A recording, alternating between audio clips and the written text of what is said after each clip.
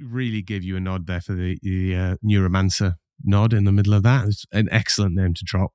Have you read many other Neil Stephenson? I went into a big phase of Neil Stephenson. I've got a bunch of them up there. Yes.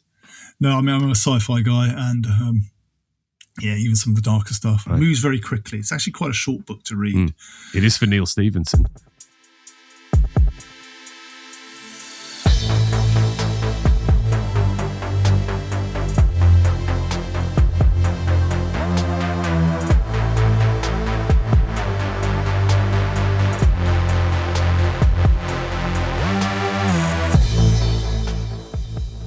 Welcome to Cloud Realities, a conversation show about what cloud-driven transformation really means for businesses and humans. I'm Dave Chapman. And I'm Sjoukje Zaal. And this week, we're going to be talking to James Trezona. He's the founder of Rooster Punk, a marketing agency who specialises in digital, and the author of the book Humanising B2B. James, it's great to see you here. Do you want to tell us a little bit about yourself? Yeah, so we founded Rooster Punk back in 2012, but my background was actually in tech. So my first big role, we scaled up a human capital consulting agency, went digital, fell over, broke, learnt the hard way about load balancing and stuff like that. Then went into the marketing of technology and then marketing technology itself. Fantastic. And you got to tell us, where did the name come from? So the name, we kind of were born out of after 2008, 2009 happened. We wanted to be a force for good. So founding mantra is force for good. So we looked around for symbols and things we thought were interesting. Now, my family have always been in sort of social, positive enterprise, environmental. And what I hated about it was it always looked a bit anti-fun. It's like, you can't go on holiday, you can't eat meat. And we were like, actually, doing good should be cool. And so we found a symbol. So roosters are on the top of churches. The reason for that is they're a semi-religious symbol for good because they face the dawn and are positive. But also, they're kind of cocky, right? Right. So the idea was a positive future, a clean future, a more equitable future should be awesome, not dull. And so Rooster Punk, punk music, anti-establishment. We were trying to go against the status quo, change things for good. And so that's Rooster Punk. And we could buy the URL. Which is absolutely important in this day and age. You have to come up with a mix of words in an unusual fashion because pretty much everything else is gone.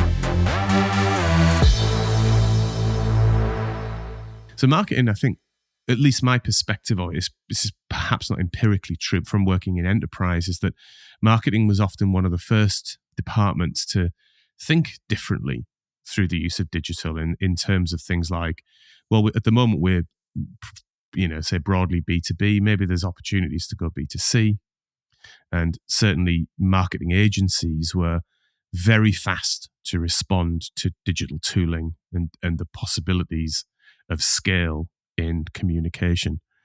So, before we get into some specifics, I wonder if you had any reflections on the disruption that you've seen in marketing and whether you think it was maybe an early mover. Yeah, it certainly was, although there was disruption everywhere. So my background was I was in tech and then I moved into marketing of technology, but also technology marketing itself. And what I saw was, so I was working with like Deutsche Bank, and as they're trying to go digital, but Tesco's HR, the HR director in 2000, she didn't have a computer. She refused to have a computer. Similarly, then when I went over, get all their emails printed out. They didn't have email. So this is the HQ of Tesco, non-food, where I was working. Did not. So basically what happened was the big chain Asda were acquired by Walmart. And they were suddenly, oh my gosh, the Americans are coming. And they understood Walmart was technology enabled. So they went from having no email, there was this kind of very basic system, to going wall-to-wall Microsoft Office in a year. It was the most incredible impact on culture. Right. So that was the last tech project I did, which was quite hectic. Then I moved agency side. So I went to quite a world-famous agency called Saatchi & Saatchi. And I was kind of the tech. I was the tech guy. I was probably the only person in Charlotte Street who knew. I remember trying to explain what a server was to a room of people. Just looked at me. And I remember the managing director of Team Saatchi, which is kind of the agile, more innovative end, saying to me, we were pitching to a young Norwegian.com entrepreneur who was setting up a very early social network. And he said to him, but what are you going to do when the internet goes away? Because it's a bit of a fad. No. Seriously. We did not win that pitch. No. And similarly, the people working there, I remember talking to people who had first-class degrees from places like St. Martin's, Best, and they go, we don't want to work on banner ads. Right. And so there was a huge resistance to change.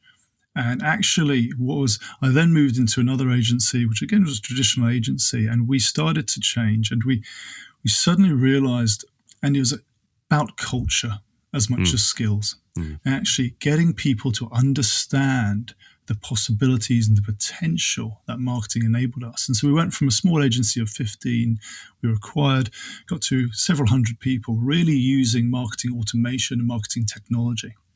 And that was huge. And I spent my life going around the world explaining to clients that actually you can buy this technology. It's really good. Yeah. But actually, the biggest change is not just culture, but also organizational change. You'll have to change the structure of your organization to make this work. And all that happened in about 2005 to 2010. There was this massive increase in marketing operations, marketing tech people. And it was, people talk about disruption a lot, but it was jaw-dropping because it felt like the world had been completely turned on its head. Exactly. Well, let's just, if we can, let's just dig into that, because I think it's an amazing example of a profession that has really been thoroughly digitized in a way that actually a lot of other professions haven't experienced in the same way yet. So let's take marketing operations as a start point, and maybe if you could sketch out what was it like, what's the before and after of the situation, if you see what I mean. Yeah, so marketing operations wasn't really much of a thing. You had producers doing complex execution of work, but suddenly you had building websites. You had, if I give the example where we were focused on, is marketing automation. And slide 2 when I presented used to be, marketing automation doesn't work. Right. Because the name's very misleading. You think it's automated. It's not. Because what you need to do is front load your effort. Instead of just creating a campaign, which is, websites, some emails, some ads, you need to think through every potential decision tree, create a whole load of automated emails across different personas, create a huge amount of thought over a long period, and it forces you to think long term. And that front loading of effort across quarters, which often marketers didn't even have budget for, was incredibly hard. So marketing operations were not just about executing on the need of complexity. They're also having to change behaviors, even down to the way things were financed, measured, and resulted and reported on. I think what you articulate there is significant in the sense of, yes, it's technical and new tools coming in, but what it's actually trying to do, what it's actually doing is fundamentally changing day jobs on a very sort of micro level. So what I used to do before, I'm now doing actually 10 different things on a daily basis. So the change is like right down to everybody's desk. And it sounds to me like people were actually doing different things as well. It wasn't just, hey, I'm now doing a faster version of what I did before. It's actually different, and there's a reason it's different. I wonder if you've got a view on what that difference was and what drove it. Yeah, so some of it. So Procter & Gamble, P&G was a big client of mine. We had amazing data on the consumer level of how in-store promotions were effective, for instance. And so, but suddenly, as things became digitalized and we were dealing with people in an interactive fashion, we had that in real time.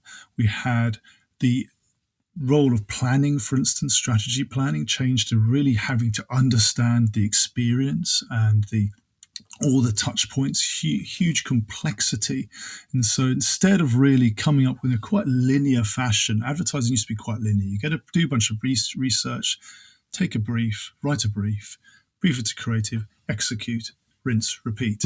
Suddenly you're having to do that the whole time because your data points were continually changing. So you were responding in a much faster fashion to the market. Yes. And across, and demographic patterns, which I remember upstairs, my first agency, we had these books and books and books about demographics and telling us, really TV driven, to suddenly having at our fingertips the ability to look at heat maps of how people were looking, eye tracking software on a web page or in store, etc. And that fundamentally changed what we did day to day. And now the trouble is, there's a big challenge with all of this. You can get a bit lost in the data. Yes, right. And misled. There's like great quotes around not everything that matters can be measured and not everything that can be measured matters. And it's so the rise of marketing operations, again, I said part of what they're having to do was kind of reorganize structures, not just execute. They were as doing things differently, but also you end up focusing sometimes on the tool. Humans are biased towards novelty. So we go, great, we've got this machine learning algorithm. It's wonderful. That's going to do our job for us. It's like, well, no, you're still dealing with people, both internally and externally. You still need to create excitement internally. You need to get the sales team excited about this. Quite hard to get them excited about a machine learning algorithm engine driving a website. What are we saying? Even with such a catchy name. Yeah, exactly. So that human element, the fact that I'm not just talking about the customers, I'm talking about, especially in B2B, it's the people, it's the salespeople, those teams, when she's on the phone, when she's engaging with a customer through a chatbot, even whatever that is, whatever that engagement is, you have to think about how do you make it satisfying for the individual, the staff, the marketeers. How do you make this a really interesting job rather than a job which feels like you're just essentially looking at computing scores and following what they're telling you to do? Where's the room for creativity and innovation? Right. And culturally, it's hard to balance those two things. It's not possible. It's really hard. Have people say, no, it's all driven by data. As Einstein said, data shows us what's been. Imagination shows us what can be. Indeed, like future realities. How does it enable human connection?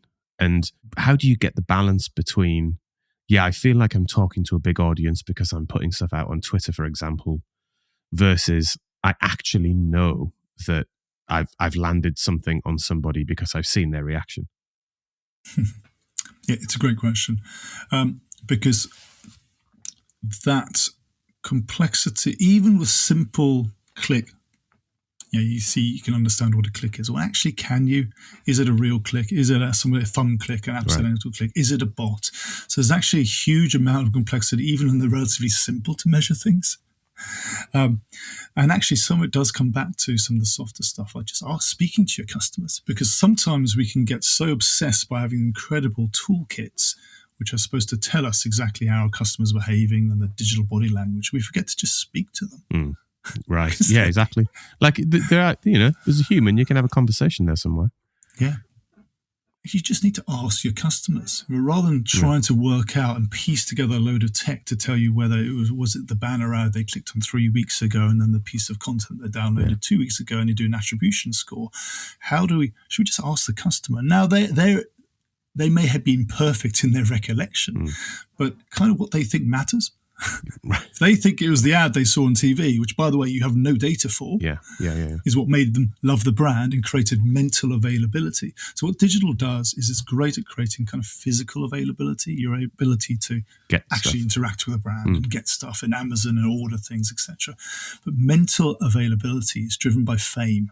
It's driven by you occupying something. So campaigns that aim for fame are significantly 3 times more effective than ones that just try to drive leads, because what you want to do is create memories, create stories, all about storytelling. Humans are all about storytelling. They occupy a place in our brain. And if we understand the story of what you're trying to tell us and why it matters and why it's relevant and it shows some empathy or understanding, then when you actually think about you're online next or you're in the store, then you activate. Now, you need to be there. And so it's the balance between the two. It's absolutely understanding all of it. And that's the bit that's hard, is doing both. What would you say, either from personal experience or just something you've admired, is a particularly good example of that? Yeah, I think IBM is a great example. It does some really good stuff. This is for the good. Right. But I've seen some bad stuff. So IBM, their brand move, and again, they've been incredible at recreating that company, Big Blue. And that move towards Smarter Planet, huge. And again, it wasn't just marketing.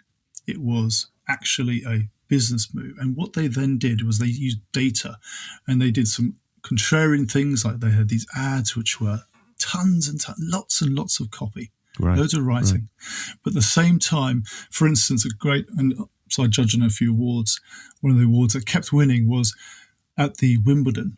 Mm-hmm. So one of the things that, remember 3D printing was everyone was all about 3D printing. Yeah. So what they were using at Wimbledon, so doing hospitality at Wimbledon, and they were using data on the players to predict who was going to win the game before the end of the game, significantly before the end of the game. And these were, the final, so close matches. Right. And they got them all right. And what they were doing was printing, 3D printing, the actual trophies before the game was finished. Brilliant. And they got them all right. No way. And it's just showing the power of predictive intelligence in a really interesting, innovative, creative way, and risky. They could have got it wrong. Where I want to move on to next then is something we just briefly touched on. And of course, it's over talked about at the moment. And I don't know whether it's going to become, the next Second Life, or whether there is something bigger in here. My instinct about this one is that it probably is bigger, but I'd love to hear your thoughts on the metaverse. So not specifically Meta itself, e.g. the rebranded Facebook, but more the possibility of metaverse. And are you seeing anything interesting yet emerging in your field? And I think it's interesting to come at that from a marketing point of view, because marketing technology has sort of spearheaded a lot of digital change over the course of the last 20 years, let's say. So what's the current conversation on metaverse, and where's your head at? Yeah, it's a fascinating one. And I think knowingly there's an awareness that's being probably overhyped. McKinsey are talking about 5 trillion by 2030, Now, but the truth is, even though I do believe it is overhyped, it's nevertheless there is value, and it does drive things forward. And I think the consensus in the marketing community is, look, there'll be some cool things that happen in the metaverse in the short term, but they will be a bit gimmicky. But what does drive is some really interesting stuff underneath that. Things like the ability to move between worlds. It's kind of boring stuff. And this is often the truth, right? The big change is the not sexy stuff, like marketing automation, all that kind of stuff. That changed the world, but people don't talk about it that much. They were talking about mobile. So it's the boring stuff often which gets overlooked. And that's where you see the change, because actually about bringing together, and I see these pendulum swings as kind of bridges forward. Mm-hmm. And actually, I love Neuromancer. It's one of my favorite books. But I love Neuromancer too. Exactly. Unlikely to be living their life in this kind of 3D reality. But the augmentation of our current reality, the ability to use blockchain as an authentication, and not just in terms of me as an individual, really important part of digital marketing. A big problem we have is our ability to be accountable and to prove data, whether that is our influencer scorers, whether they're actually bots, whether actually the numbers are right. And actually, metaverse, as it starts to use things like blockchain more, and I think actually you start to get this unification around things like identity, which actually help to solve some of marketing's biggest problems. Right. And all of that, as I say, it's less about the sexy stuff of me living in a 3D reality. It's more around actually authentication of individual personas. And of course, it's not just personas, it can be objects and NFTs. And exactly. And obviously currency in some way. So it does set up a platform, I think, when you come at it from those foundational building block point of views that I think have got huge opportunity in them. How do you think it translates to gaming worlds like, say, Fortnite, and the sorts of tie-ins and stuff like that the gaming companies do around things like outfits and objects that avatars have got? To my mind, the metaverse is the connection of all of that stuff, because it's amazing how sort of Gen Z certainly, and maybe elements of Millennial and Gen X, I'm not 100% sure, put real value in the sort of the outfits that they've got in Fortnite, for example. So you can imagine like a Gucci tie-in with Fortnite where there's, only 10 versions of that jacket. That jacket's an NFT. Yep, there have been a few of those launched already, and that is pretty sexy. And that's kind of an evolution of just saying, look, the brands want to be where there is social value, where the cool kids hang out, cool hunting, all that good stuff. So absolutely that's happening. That will continue to happen. But actually, I do think the really interesting stuff is the geeky, maybe boring stuff, which is less obvious. It's less about the Gucci outfit in Fortnite, but it's more around things like solving the problems we have as marketeers around how do we actually target people and really, without having to infringe on their privacy. So much of marketing is wasted, right? Yeah, right. You see so many ads which are irrelevant. As a marketeer, that is horrible. It's not just bad for the customer. We always talk about customer experience, right? Put the customer at the heart of everything. And then we bombard her with irrelevant ads, whether that's in Fortnite or whether that is in you're driving down the motorway. Well, it's the classic case, isn't it, of I'm looking for a new bag. So I go on and I search about and I find the bag that I want and then I buy it. And then I get 6 months of ads on bags after that. Yeah, and you've not even bought the bag for yourself. You've bought it for your mum. Yeah, right, indeed. Indeed. Have that at the moment being followed by actually bag ads. So actually the ability for marketing to become much more one-to-one, much more driven by music as a consumer. So the metaverse actually, because you have that ability to, understand who that individual is and the ability to take your individual data. So it allows you to then, rather than having to recreate and maybe be misunderstood, but also to prove the effectiveness of advertising, which is a huge, huge problem. So suddenly, actually, I know that I'm serving to the right people, not a bunch of bots, because actually blockchain and everything, whatever it is proving that I'm doing this stuff. So accountability, the ability to actually corroborate. So it's good from a marketeer's point of view, because it's heartbreaking to know so much money is wasted. Yeah. But it's brilliant for a customer. And this is all about experience. It's about creating, but the ability to make the experience more authentic, more personalized, more meaningful. It's not just about selling more stuff. We worked with Expedia in the past, looking at their recommendation engines. What was fascinating was it wasn't so much it was about selling more stuff, basket add-ons. It was about the customers having much better holidays. Right. And that was brilliant. And there's so much, and not just for the customer, is that lovely? It's wonderful for the marketing team to say, now that we understand, we could help the hospitality industry also understand their customers better. Everybody wins. Is that what you're referring to when you talk about the human aspect and humanizing B2B, for example, in your book recently? Exactly. Because we talk about our principles, and the first 5 principles is people, not product. And product's important, but you've got to start with the person. And whatever. So whenever we're looking at technology, whether talking about cloud computing, remember back in the day doing utility computing, grid computing, and all these kind of. Actually, it's about how does it make people more effective? How does it make people more able to do their jobs, live their lives in better ways? And you've got to focus on that. Then understand the hows and whats. It's how you make people feel. It's the experience you give them. And you can create friction in a positive way. Wonderful book by Sun Yu just recently is about friction and the positivity of friction. Exclusivity is a good example of that. Oh, is that the same as like if you want to buy a pair of Nike Jordan 1s, you have to go into a raffle, that kind of thing? Exactly. But I mean, even more so you have to prove that it's not just a raffle or queuing up outside the Apple store. It's an issue. You have to do a number of things, chase around the internet. There's things like cookie trails to actually find enough clues to then, and it's interesting, it's fun. And it's not just impediments for the fact, it's part of the brand. IKEA, some people hate IKEA. It's all about friction, because you have to put the furniture together yourself. But some people love that friction. It's interactive. It's part of the story. It's a bit like when you're forced to walk through the IKEA marketplace. Yes, that's friction, which often we find frustrating. The sweet aisle at the supermarket.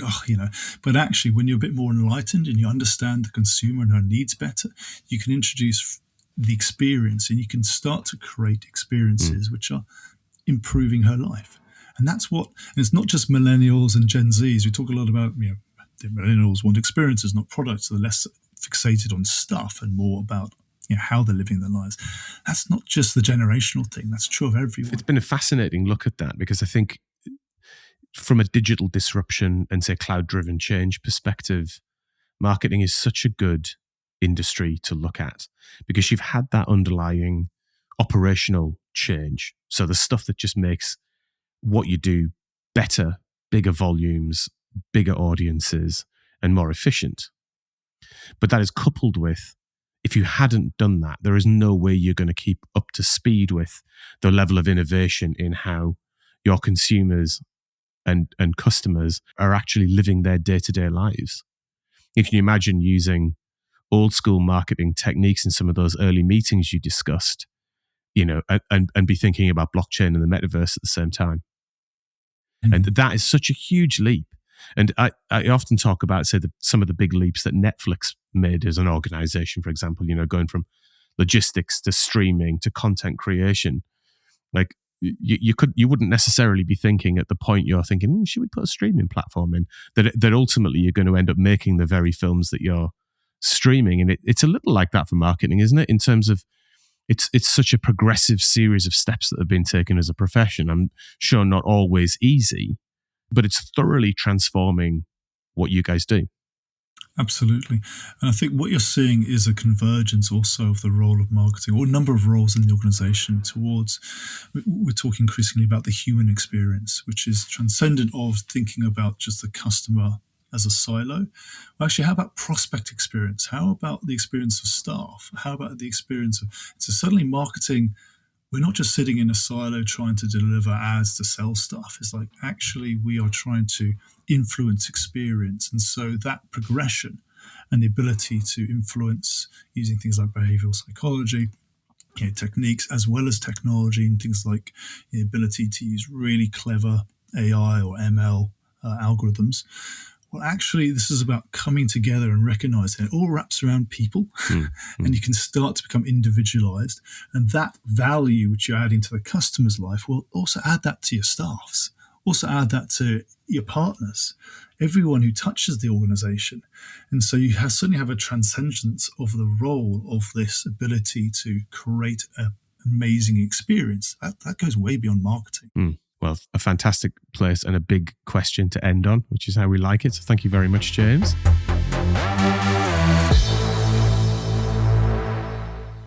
So what has your research found us this week? This week is going to be about Twitter. Elon Musk has bought Twitter. Oh, and the world takes an inward gasp of breath. Yes. We need to mention this, right? Because this is quite disruptive. So after months spent trying to undo the deal he initiated, Elon Musk has paid $44 billion to take ownership of Twitter, honoring an agreement he made back in April this year. And the same day, he fired several top executives, including the CEO, the CFO, the chief counsel, and the policy chief, who Musk has suggested caused the platform to favor liberal political views. And that day, he also changed his bio to Chief Twit and tweeted, "The bird is freed." and by the sounds of it, a lot of the workforce are going to be as well, aren't they? Yeah, that's the news today. Yeah, recent news on that, which it seemed exceptionally brutal. Yes. Very disruptive and brutal. Yeah, he's really going to change that company enormously. So what do we think the impact in terms of the product itself? And James, to use a lot of what we were just talking about, the experience of Twitter. I mean, what's really going to be the outcome of this, do we think? I'm not exactly sure, but I do read online that there are a lot of people and companies worried about the way it goes now and the direction that it goes, and also from a marketing perspective. So, James, I'm curious, what do you think that is going to happen? Yeah, it's fascinating. I posted about this yesterday because I'm a sort of a Musk fan in that I have a Tesla. I think he does some incredible things. But I've also got some real reservations about him. But one thing I would say about Elon is he plays a long game. His vision, like when he wrote his manifesto 3 around Tesla, he said, actually, I'm building a car company which will die out because the car longer term is I want fewer cars on the road because they'll be driving themselves. There'll be robo-taxis, and so the car industry will die a horrible death. That's not normal statement of a CEO of a car company. So when you apply that long term, he's all about trying to save humanity. Now, whether you agree with his methods or not, Planet B, maybe let's focus on this planet. He's doing some really interesting stuff, which a lot of people are not so aware of around augmenting human intelligence, brain-to-brain communication, etc. So if you look at it with that lens, the obvious short-term thing around Twitter everyone's talking about is freedom of speech, is suddenly letting everyone, trolls back on, Trump back on, etc. So, but I think you have to think, okay, what is he trying to do long-term? I mean, I know there's some conspiracy theories about he's just trying to do it to distract people from why he might want to get rid of the Tesla shares. But I think there is a long-term piece here where he's talking about society and the role of freedom of speech in society in the long term, and he wants to own a piece and influence that as part of his belief that intrinsic to how humanity moves forward successfully, we need to have the ability to have freedom of speech. Now, whether that's going to work or not, I don't know. But also, the outcome of it is you lose your blue ticks. Unless you want to pay for them, Shal. Yeah, that's going to be the outcome. Yes. Yeah. Are you going to let yours go? Or are you going to pay the fee? I'm very proud of it. So I think I'm going to pay the fee. I hope it will go down. Yeah. A bit more. Well, look, we like to end every episode of the show by asking a guest what they're excited about doing next, which could be anything from an exciting new project through to, what meal you're going to cook on Saturday. So, James, what do you want to do next? It's a big project. So in our first lockdown, we wrote Humanising B2B, our book. Really, it was about, because my business partner and I were both huge bibliophiles, but we love reading, and there was so much really interesting new marketing understanding around neuropsychology, around storytelling, around just how we work. We wanted to try and sort of compendiumize that. Writing books is an interesting experience. Yeah, so we're looking to one of the reasons I like doing podcasts, because I'm intimidated by writing a book. Never mind reading reading a long one. Never mind writing one. Yeah, but suddenly, when you have every evening, you've got nothing else to do other than watch Netflix, right? Yeah, so right. It was much more possible. Yeah. So we got our book out. So next project is, which is starting now actually, is looking at the next one, which is going to be about human experience. Oh, fantastic. HX. Because what we realize is storytelling and humanizing is great, but it's about the lived experience, actually. Because people say, I love the concept of humanizing, but what does that really mean? Well, actually, what it is really about is creating experiences, helping. I'm passionate about the environment. I'm passionate about society and equality. And if we start to try and pivot towards, having a more empathetic and compassionate understanding of how we create better experiences for people in society and how we help one another. Sounds great. Really sounds great. So thank you, James, for being on the show. And also many thanks to our sound and editing wizard, Ben, and of course to all of our listeners. So we're on LinkedIn and on Twitter, Dave Chapman and Sjoukje Zaal. Feel free to follow or connect with us and let us know if you have any ideas for the show. And of course, if you haven't already done that, rate and subscribe to our podcast. See you in another reality next week.